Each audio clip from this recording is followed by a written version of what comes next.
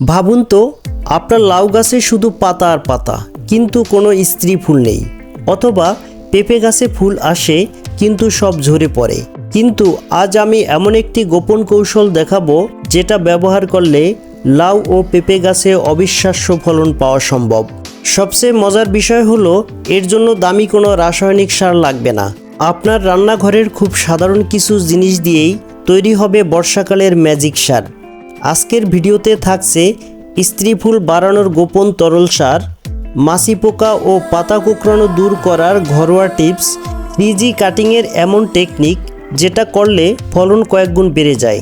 ভিডিওটি শেষ পর্যন্ত দেখুন, কারণ শেষে আমি এমন একটি ভুলের কথা বলবো যেটা বর্ষাকালে 90% মানুষ করে এবং সেই কারণেই গাছের ফলন নষ্ট হয়ে যায়। প্রথম টিপস, বর্ষাকালের ম্যাজিক লিকুইড ফার্টিলাইজার। বন্ধুরা, বর্ষার আগে গাছ সবচেয়ে বেশি দুর্বল হয়ে পড়ে।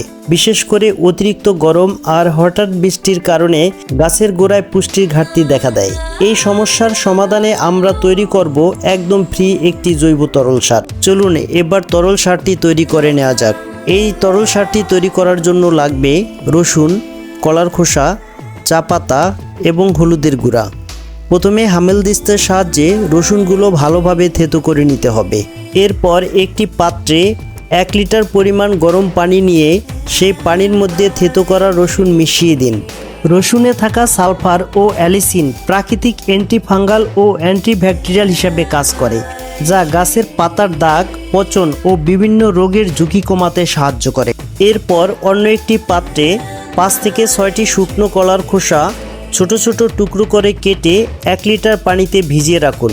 কলার খোসায় প্রচুর পরিমাণে ক্যালসিয়াম ও পটাশিয়াম থাকে, যা গাছের সুস্থ বৃদ্ধি ও ফলন বাড়াতে খুবই উপকারী। এরপর নিতে হবে সামান্য চা পাতা, যাতে রয়েছে প্রচুর নাইট্রোজেন।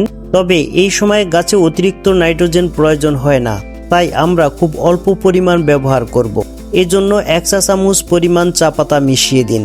এরপর দ্রবণটি একটি ছায়াযুক্ত স্থানে 3 থেকে 4 ঘন্টা রেখে দিন, যাতে উপাদানগুলোর নির্যাস ভালোভাবে পানির সঙ্গে মিশে যায়। বন্ধুরা, 4 ঘন্টা পর ফিরে এলাম। এবার একটি ছাঁকনির সাহায্যে দ্রবণটি ছেঁকে নিন। এতে চা পাতা, কলার খোসা এবং রসুনের টুকরোগুলো আলাদা হয়ে যাবে এবং আমরা একটি পরিষ্কার তরল দ্রবণ পেয়ে যাব। এই দ্রবণে অন্য একটি উপাদান মিশাবো, তা হলো হলুদ। হলুদ গাছের গোড়া পচা ও বিভিন্ন ধরনের ছত্রাকজনিত রোগ কমাতে সাহায্য করে।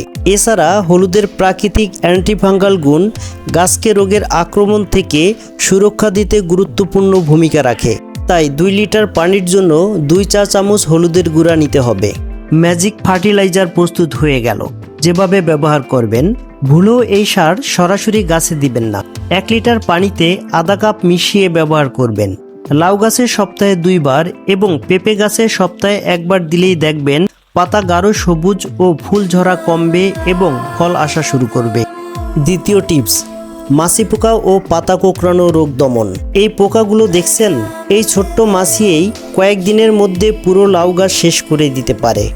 আর বর্ষার সময় সবচেয়ে বেশি দেখা যায় পাতা কোঁকড়ানো, সাদা মাছি, ফল পচা রোগ। অনেকে তখন দামি বিষ ব্যবহার করেন, কিন্তু আমি দেখাবো কম খরচের নিরাপদ সমাধান।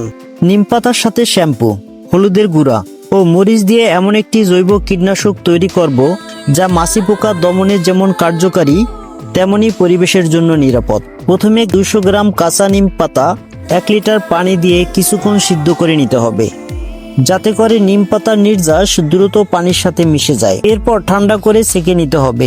এই তরল দ্রবণটি সংরক্ষণ করে রেখে দিব। এবার একটি পাত্রে 1 লিটার পানি নেব। এই পানির মধ্যে আমরা 5 গ্রামের মতো শ্যাম্পু দিয়ে দেব। এরপর কিছুক্ষণ নাড়াচাড়া করব, যাতে করে পানির সাথে শ্যাম্পু মিশে যায়। এরপর যা মিশাবো তা হলো হলুদের গুঁড়া। হলুদকে অ্যান্টিফাঙ্গাল ও অ্যান্টিব্যাকটেরিয়াল হিসাবে ব্যবহার করা হয়। এছাড়া লাউ গাছ ছোট অবস্থা থেকেই অনেক সময় পাতা কোঁকড়িয়ে যায় এবং গাছ বাড়ে না, ফুল ও ফল আসে না। এই পাতা কোঁকড়ানো অথবা পাতায় যে ফাঙ্গাস আছে তা থেকে রক্ষা পাওয়ার জন্য হলুদের গুঁড়া খুবই কার্যকরী। এরপর মেশাবো কাঁচামরিচ, তারপর হাম্বুল-দিস্তার সাহায্যে ছেঁচে নেই। এই ছেঁচা মরিচের সাথে সামান্য পানি মিশিয়ে এই দ্রবণের সাথে মিশিয়ে দেব এবং একটি লাঠি দিয়ে নাড়াচাড়া করে নেব। সর্বশেষ যে উপকরণটি মিশাবো সেটি হলো নিমপাতা সেদ্ধ করা পানি, যা আমরা আগে সংরক্ষণ করে রেখে দিয়েছিলাম। যেহেতু আমরা এটি স্প্রে করে ব্যবহার করব, তাই আমরা ভালোভাবে ছেঁকে নেব। এখন এটা আমরা গাছে প্রয়োগ করব সকালে অথবা বিকেলে।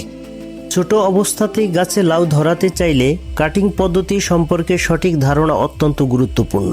গাছ যখন গোড়া থেকে গণনা করে 11টি পাতা সম্পূর্ণ হবে, তখন মূল লতার মাথা অর্থাৎ আগা কেটে দিতে হবে। এটি এই 1G কাটিং নামে পরিচিত। 1G কাটিং করার পর যে নতুন শাখাগুলো বের হবে, সেগুলোর প্রতিটি আবার 11টি পাতা হলে শাখার আগা কেটে দিতে হবে। এটিকে 2G কাটিং বলা হয়।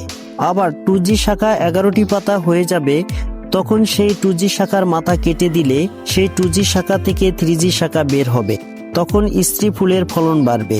তবে 2G কাটিং থেকে 3G কাটিং করার সময় কিছু 2G রেখে দিবেন, কারণ 2Gতে যে পুরুষ ফুলগুলো থাকবে তা দিয়ে 3G এর স্ত্রী ফুলের পরাগায়নে সহায়তা করবে।